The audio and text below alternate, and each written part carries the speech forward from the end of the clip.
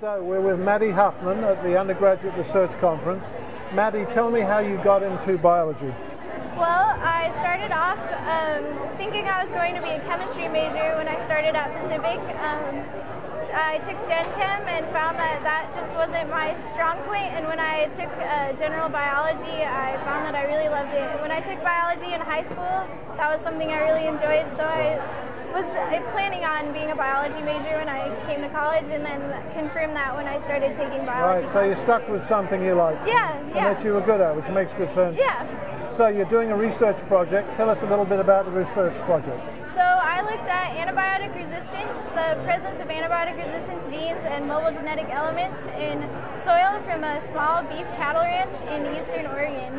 So antibiotic resistance is a huge problem in the United States currently, and one of the major contributors is the overuse and misuse of antibiotics. So why is it a huge problem? It's a huge problem because we're finding that humans are being infected with bacteria that have these resistance to the current antibiotics that we have. So they aren't as easily able to be treated, and so it's yeah.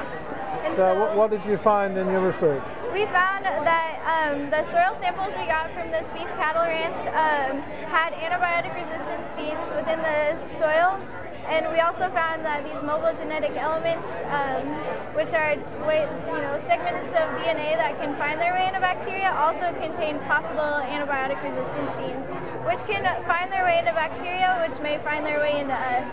Which is a scary thing. Well, that's well explained. Now, who did you do the research with, and what exactly did you do in the research? How did you do the research? So I did my research with Dr. Georgie Nirgesh, and we went out to this ranch and took samples, and then came back and extracted DNA from our samples. Is that an easy thing to do? It sounds complicated. It sounds complicated, but it's not as hard as you think. Yeah, and so then we amplified our resistance genes of interest using something called a polymerase chain reaction, which is really complicated. Yeah. So we checked to see if our resistance genes were present using something called gel electrophoresis. Right.